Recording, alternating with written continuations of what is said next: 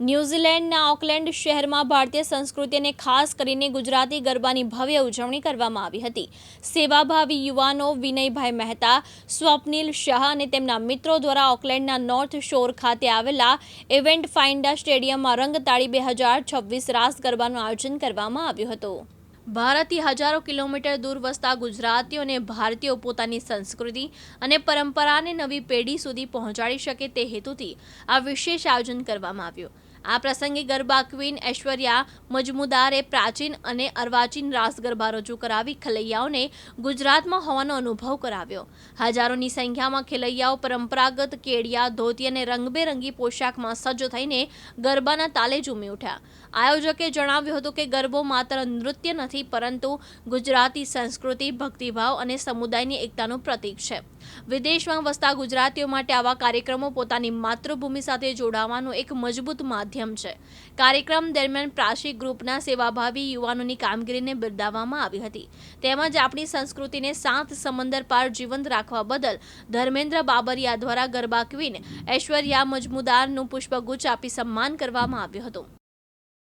નમસ્કાર, મારું નામ છે ઐશ્વર્યા મજમુદાર અને આજે આપ સૌની સાથે જોડાવા માટે મને ખૂબ આનંદ થાય છે, જોડાવા બદલ આનંદ થાય છે અને એક ખૂબ સરસ અવસર અમને મળ્યો છે કે ગુજરાતની ધરોહર સમા ગુજરાતના ગરબા એ નવરાત્રિની પહેલાં આપ સૌ સુધી ઓકલેન્ડમાં અમે લાવી શકીએ છીએ અને આપ સૌ એટલો જ અમને પ્રેમ આપો છો, એટલા જ અમને આશીર્વાદ આપો છો અને એવી જ રીતે અમને પણ આવકારો છો। એના માટે સૌથી પહેલાં આપનો આભાર અને ઇન્વિટેશન તો ચોક્કસ આપીશ કે માતાજીની આરાધના કરવા માટે અમારી સાથે ચોક્કસથી જોડાઓ, પણ સાથે સાથે એ પણ કહીશ કે આ સંસ્કૃતિ આપણી જે છે તે દેશ વિદેશમાં લઈ જવાનો અમને જે મોકો મળે છે, એ આનંદ મળે છે, એ આનંદ આપ સૌની સાથે અમને વહેંચવાનો જે વધારે આગળ મોકો મળે છે એના માટે અમે ઈશ્વરના ખૂબ ખૂબ ઋણી છીએ, આપના ઋણી છીએ।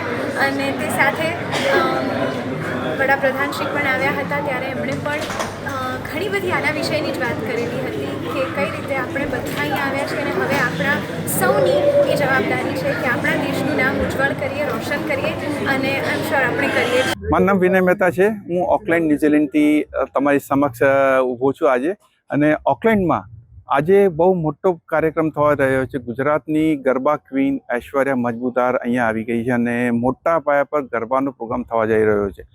હમણાં જેમ મોદી સાહેબ આવીને AFT જેવી રીતે ઇન્ડિયા અને ન્યૂઝીલેન્ડ વચ્ચે ફ્રી ટ્રેડનું FTAનું જે થઈ ગયું છે એના સંદર્ભમાં ગુજરાતની સંસ્કૃતિને આપણે ન્યૂઝીલેન્ડમાં કરી રહ્યા છે।